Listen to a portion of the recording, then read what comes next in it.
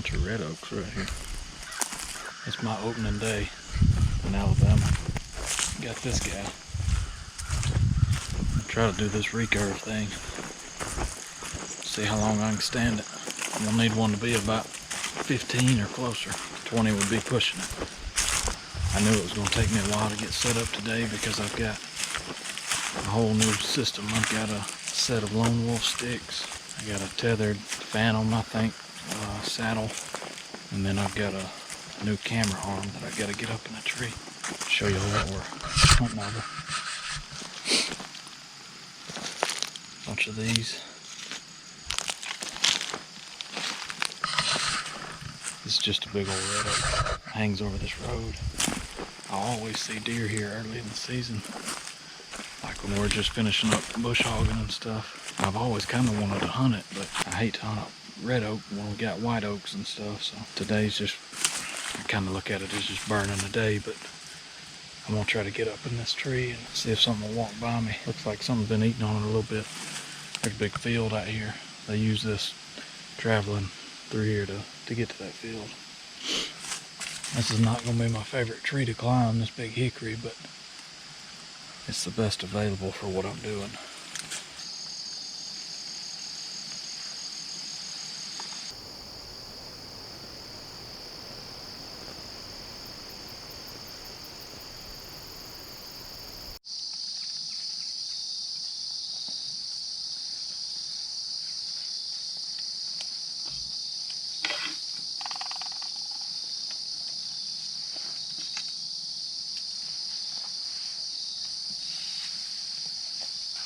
Standing in the road.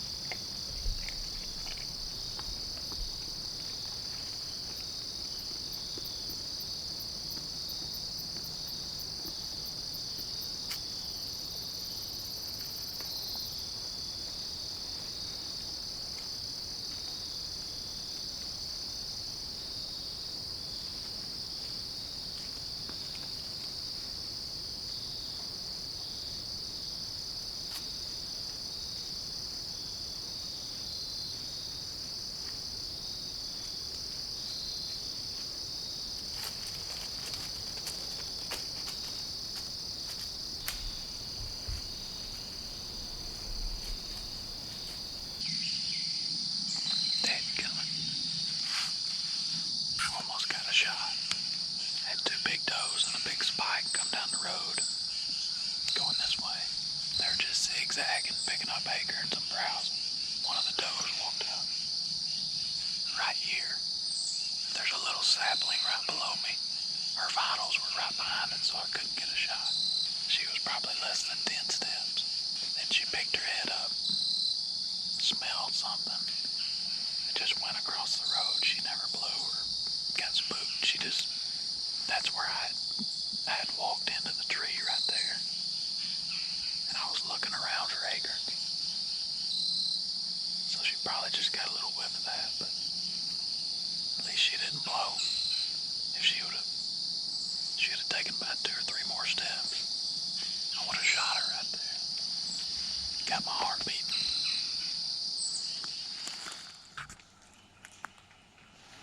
Acorns are falling.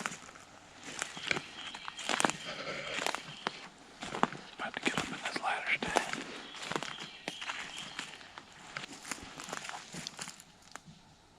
Dead coming. There goes a deer. It's the first one I bumped. I got in here a little late. Didn't blow,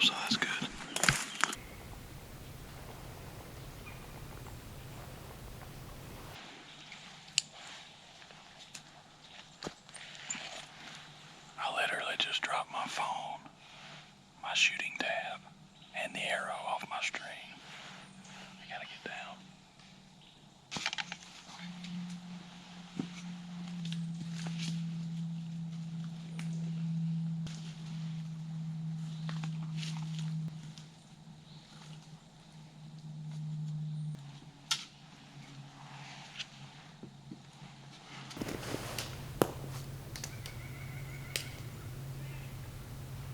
That was a big old swamp chestnut that just fell. Got in here about 10 minutes later than I'd wanted to, but it's not that big of a deal, I guess. I bumped a deer right over there about 50 or 60 yards away, probably eating acorns. There's a lot of white oaks, swamp chestnuts in here.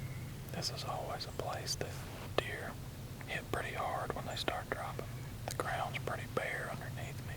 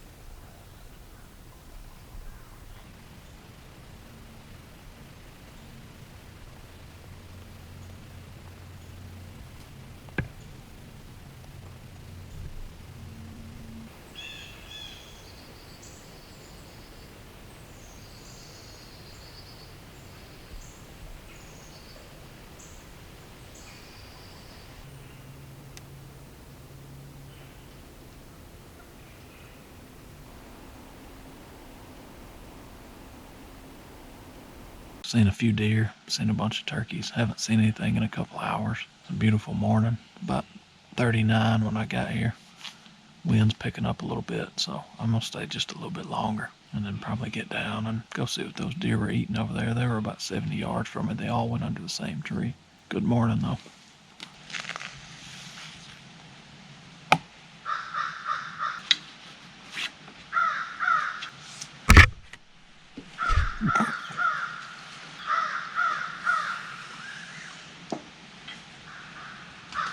Time to go find some more spots. So I watched 3 deer this morning all up under these same few trees. I bumped 1 or 2 off when I was walking in and they were over here too. And then all those turkeys came over here, so I came over here to check it out. There's a big white oak right here. There's another one right there. There's another, might be a swamp chestnut over there. And then some more swamp chestnuts back that way, but right here is where they were eating, and this white oak is dropping. You see some old poop right there. There's the acorns. That's fresh poop right there, probably from this morning. Probably when I was watching this morning. Looks like the ground is not, it's not beat down like that over there. Maybe they've been eating those longer, and maybe this is the hot tree, so I'll definitely consider coming back in here and probably have to climb up with my sticks and use my saddle because I don't have a stand set right here. Definitely an option for the evening hunt.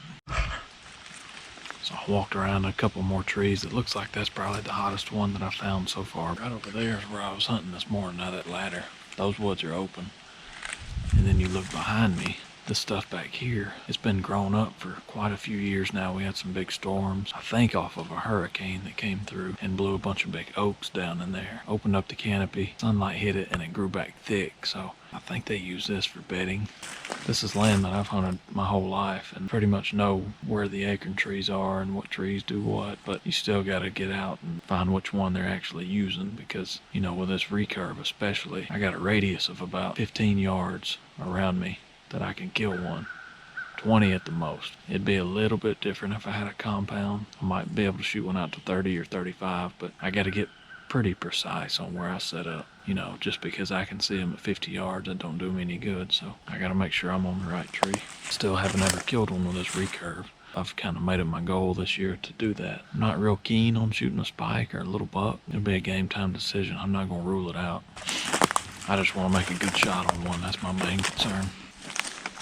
Pretty day today. Got a lot to be thankful for.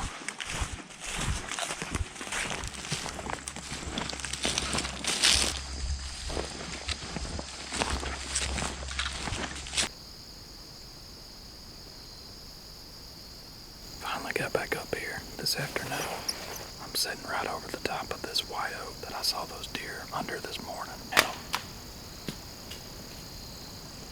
that was a whopper.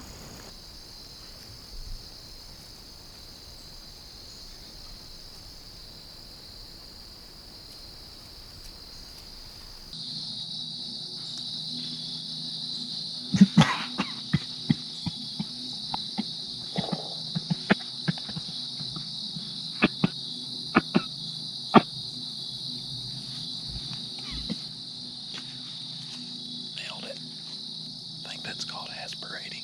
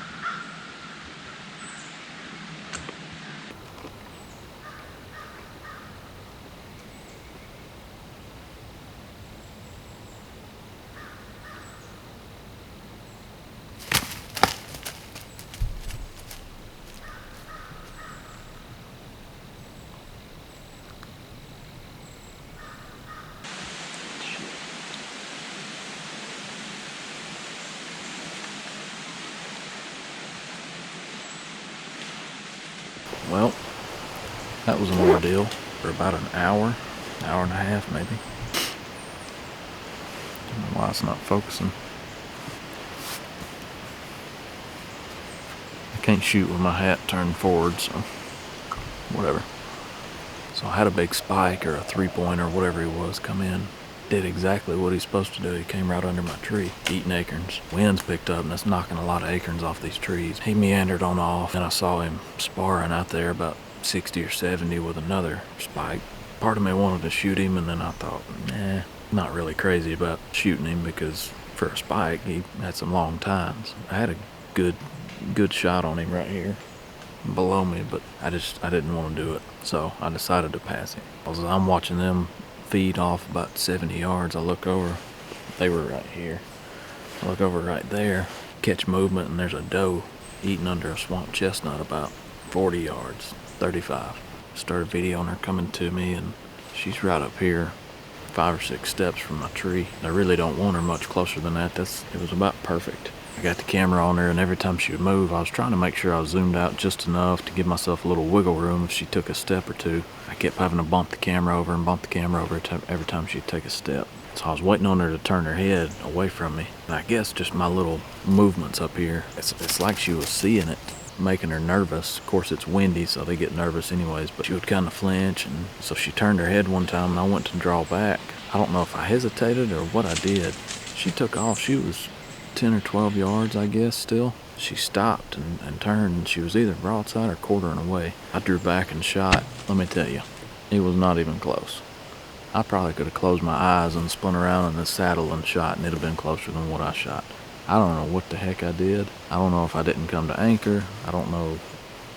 It was weird. I don't know if my saddle was bothering me or who knows, man. I know I didn't get the shot on this one. Maybe it got it on the GoPro. Arrow looked like it was literally like 5 feet over her back. It might not have been that bad, but it's what it felt like.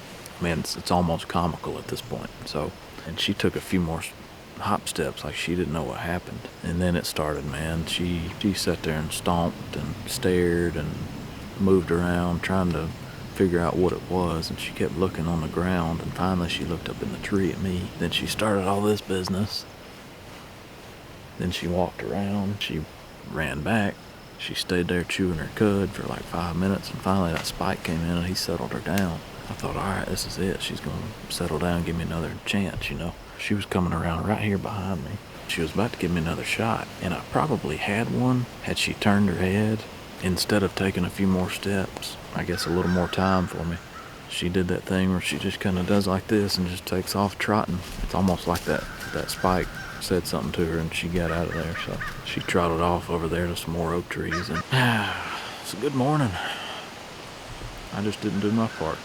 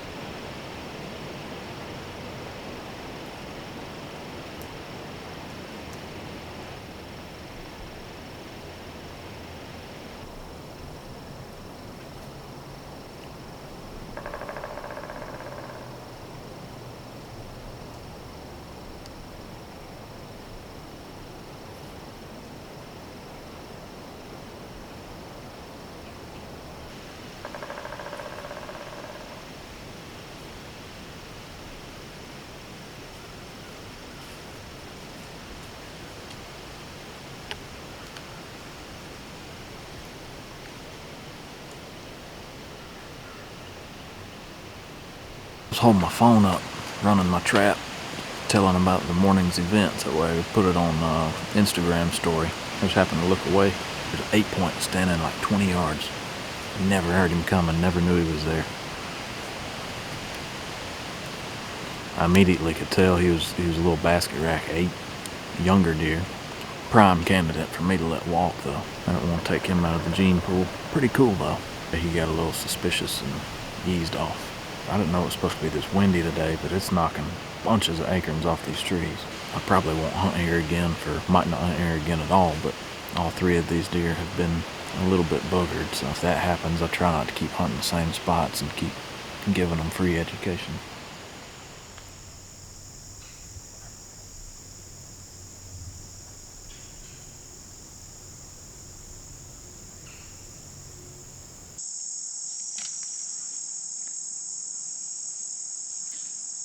I'm in a different spot this afternoon. Finally just got settled down. Took me right at 30 minutes to get from the base of the tree to this point. It's a little bit too long. I'm in a swamp chestnut tree. There's one right here, and there's a big white oak right over here. My brother saw a few deer here the other day when he was driving by. I came in to check it out the next morning. I bumped deer out of here. There's a lot of acorns on the ground. Well, some acorns, a lot of cuttings off of them. It's pretty thick all around me. Very thick back here. Probably a lot of bedding back here. Hoping to